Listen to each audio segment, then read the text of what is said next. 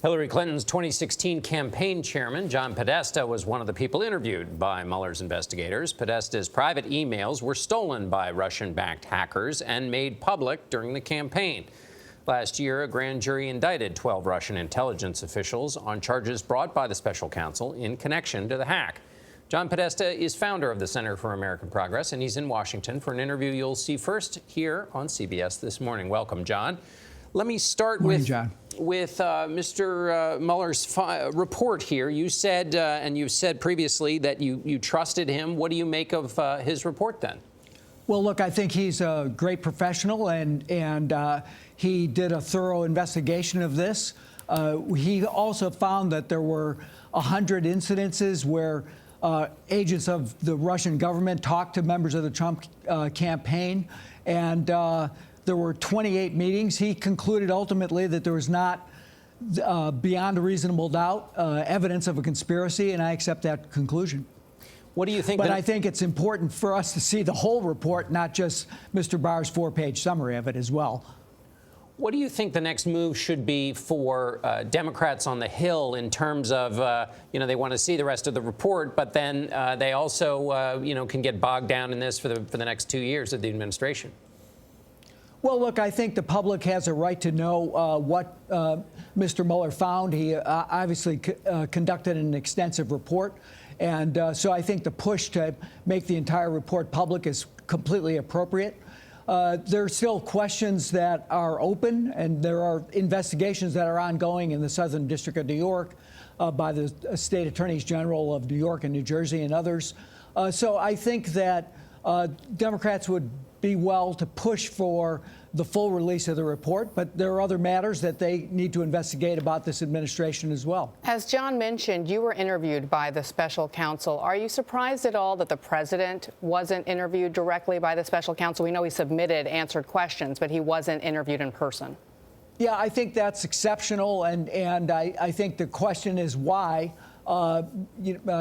Perhaps Mr. Mueller will be asked that question by the Judiciary Committee, why he thought he could complete his report without being submit to questions by the special counsel.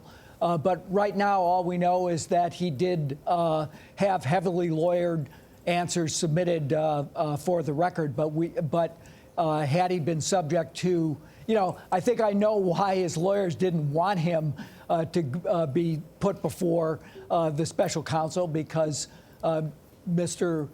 Trump has a well-known inability to tell the truth. But we'll see where this goes, and I think there's still more to come. But most importantly, I think we need to see the whole report. The 4-page summary concludes, the only thing that's quoted in there is to say that the special counsel did not exonerate Mr. Trump, even though they didn't find that he committed the crime of obstruction of justice. So, let's see the whole thing, and the American public can be judged, can judge for themselves how Mr. Trump conducted himself. Well, law professor Jonathan Turley was here earlier, and he said, listen, it's impossible to see the whole report. Some of it will be redacted because it has sensitive national information. So we can't, as a public, he said, see the full report. Is there merit to that? Well, look, I think there might be some classified information that will have to be redacted.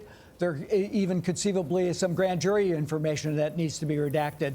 But the bulk of the reports can certainly be forthcoming, and that's been the precedent in the past, and I don't see why this should be different. Quickly, do you believe the Justice Department acted appropriately throughout this investigation?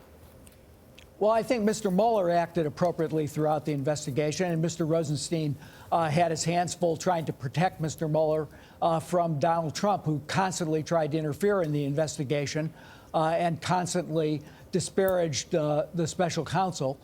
Maybe he has second thoughts about that today, but I think that the rule of law, I think, needs to prevail in this country, and most importantly, I think the public needs the assurance that this was thorough. But the bottom line is Russia did interfere in our election. There were indictments forthcoming.